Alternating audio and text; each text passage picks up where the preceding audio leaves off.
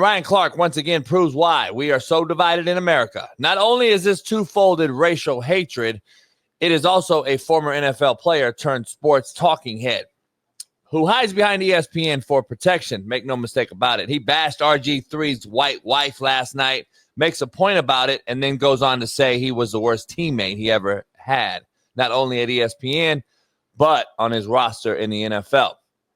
Ryan, I got to address you real quick to talk about a man's wife, which is off limits, homie, as I would think you know. You say you from the bottom, you from the hood. You and I have had a couple conversations where you said that to me, and then you go at a man's wife. If you're from the hood and you really respect it, you don't go at someone's wife, regardless of whatever color they are, because you know how many homies you know that married white girls. Stop fucking playing, homie.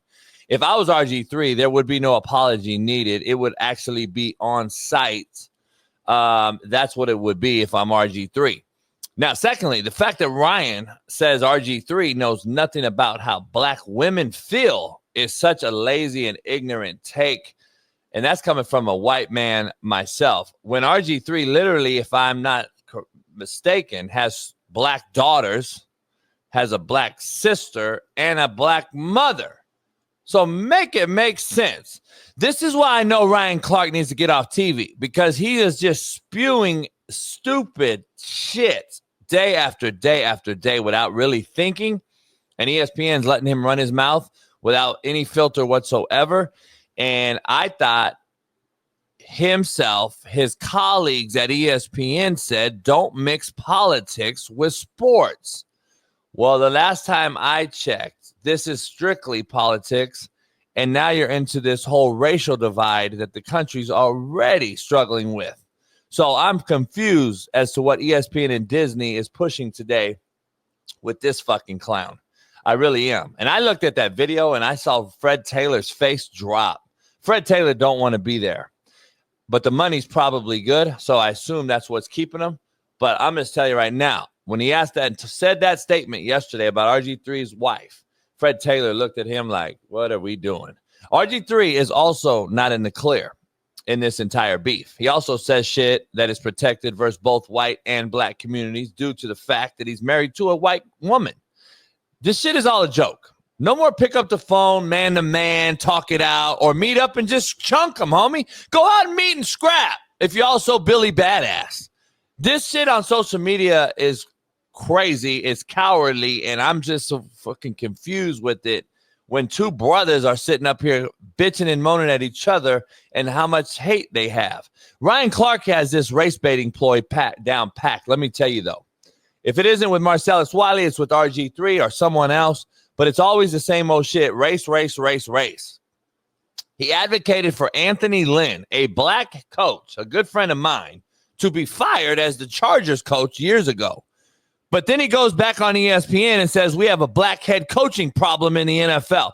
Make it make sense. He's so stuck on race that he says shit against his own. This guy is dangerous on the mic and should not have one. I'm going to be real with you. Now, do I want him fired? No. I don't do that bitch shit. Cancel culture vulture shit. It's cowardly. It's pussy. And just because he says dumb shit doesn't mean I want to see people fired. It would make for an even worse place to live if we can get everyone we don't like their opinions fired on. I know firsthand, trust me, after being so-called canceled by pussification of America, hopefully we are past that stage of this societal dark cloud that has hovered us all. People are advocating that he is fired today on ESPN. Now, listen, this is his First Amendment right. The last time I checked, dog. He has the right to speak and speak freely, does he not? I would say he should have been fired because of his division that he spits out of his mouth about other black folks, thinking that he is being a black pride advocate when in reality he is dividing more than collaborating. He is why ESPN's ratings are down, why Disney hires who they hire, and why not just anyone. This is why not anybody should just be on national TV, allowed to just say anything. I'll leave you with this. If a white ESPN employee said Ryan Clark was heated about Angel Reese's foul. And the reason for that is because he has a black wife. You, myself, and everyone out here knows he would be fired on the spot. Why is this any different? That's the question I have. This is the problem and why we are so divided. The privilege and double-edged sword of this whole thing. One can say it, one cannot, is the problem. But what do I know? That these two brothers have to go at it over whatever. I don't get it. Obvious that they haven't liked each other even prior to this. You can just see that and feel that energy, and they probably were not cool when they were co-workers. So I think, to me, it seems like Ryan Clark saw a way to go at somebody who he already did not like, and then went full blown attack. So let me start here real quick. So, hey, before you say that, sorry, not to cut you off. You know the fact that he did that to an ex-employee is crazy because I go on a major show called Unpaved. Yeah, major. And with Shaun Salisbury. And look, you know what? He brought this up to me on private text last night. He was like, JB, imagine me going, because he was at ESPN for 15 years. He was like, you imagine me after going at like Chris Berman or fucking like, all my old school employees that I worked with. He goes, it's weird to me. Yeah, he's like, even if we didn't get along and then we never shared or aired our dirty laundry, it's like that's like me going at Stuart Scott, who I worked alongside with forever, who he loves to death. He's like, yeah, it's like me going after somebody like that after I left that place. He goes, now it's so easy because they want to do it. But go ahead. Nah, that's a great point because I wouldn't do that. That's real. That's just divisive to me. It's weird. It's not even just divisive. It's weird. But anyway, my point is, RG3's initial take as far as Angel Reese hating Caitlin Clark. Do I agree with it? No. I think that was a regular basketball play. I said it on this show when we briefly talked about it yesterday. If that play happens on the NBA, it's a non-debate. It's a non-topic. Take foul. Yeah. So take foul, we move on. So do I think RG3 was wrong in saying that? Yes. Do I think he made that just for clickbait? Yes. Stop there. On the flip side, Ryan Clark did the exact same thing, just in his own way. He made his video just for clickbait. He made this video because he knew, to your point, he know when he speaks on race, it pops for him. He knows it every time. So he saw someone that he already probably didn't like. He saw a way in to respond and react to somebody who he already didn't like, and it fit his narrative. So he put it all together. He made the take, and voila, it worked because we're talking about it, and he's viral online, and everybody else is talking about it. And that's what it is. Ryan Clark is 100% wrong, though, to your point, for bringing a wife, for some of the lines he said. I know he said something along the lines of like I had a chance to meet your wife, and I know when we work together, a lot of times like you use her race as like the main reason why you're with her, and I met her, and I like to think she's more than that. What? Like, hold on. No, he said more than her white skin. More than her white skin. So it's like you telling me about my woman. It's like you're trying to flip it. It's like you're trying to tell me that I only value my woman because she's white, but you, some dude who met her one time, sees the value in her more than her husband. It's almost like some like you trying to get my girl. Like, what you on? Like you doing? That's some weird lines right there. Homie, like, it's all weird. Yeah, I'm married, so that's hell no. Don't even bring my shorty up. And we got a video right here. Perfect, baby. Although when RG3 jumps on to the hate train or to the angry train and now follows along with what we saw from Keith Olbermann, what we saw from Dave Portnoy, as they poured on to Angel Reese to make her the villain in Caitlin Clark's heroic or hero story. Right. The one thing we know about RG3 is he's not having conversations at his home about what Black women have to endure in this country. Hey, stop it real quick, please. I'm sorry. That line, and you hit the nail on the head, JB. Does he not have a Black mama? Yeah, I knew you would have to even chime in on that, homie. There's no. Or something? He got black babies. He got black daughters. Black babies, Black mama. I'm sure he got a Black auntie. He got like sister. Black. I think he has a sister. I'm pretty sure he has a Black sister. So you're saying the only way to know about Black women or have conversations is if you have a Black woman at your house? The only way. that shit right there is the problem. That's why I think he just says shit. And look at Fred's face, homie. I don't believe Fred wanted to go down this conversation. Like this is shit. Like I say that you're over there, like you drink the cup on. Yeah. Like I don't think Fred Taylor wanted to even talk about this particular subject. I'm gonna be honest, but go ahead. Yeah, I mean, keep playing it, baby. Go ahead and play the rest. In this country about what young Black women and athletes like Angel Reese have had to deal with being on. Yeah, so that was the rest of that clip, and I think we might have one more coming as well. But I just, me and you agreed damn near on everything on this one, so I know it's not as sexy, but it's just real. It just is what it is. Ryan, RG3 was wrong in his take, in my opinion. I don't think Angel Reese literally hates Caitlin Clark. I think they've been having a rivalry since college. He understands that when they play each other, it's gonna be prime time for the women's side, and people are gonna be paying attention to it. And when they're on the court, and they're gonna compete. I think that's just as simple and plain as what that is. So I do think RG3 is wrong. But Ryan Clark went way too far. In summation, it wasn't that deep. Like that's really my take. When I wanted to say that real quick to let you keep going. I wanted to say, can you imagine this shit being this deep over a foul in a WNBA basketball game? That's how deep this got, homie. Because we're so racially motivated for some reason now. Whether it's black on black, white on white, white on black, black on white, black on brown, brown on white. It's crazy how everything's the discussion. Like race is the discussion. Yeah. The sport went out the window on this deal. Like two girls who got drafted together, who played each other in college and had a rivalry, never was discussed. Never was discussed. I'm confused as to how this thing turned into this discussion over a common foul. And I'm gonna be honest, I'm worried that this is gonna make some of these talking heads look so bad in the years to come for one reason. Angel Reese is on her way to being the Draymond Green of the WNBA.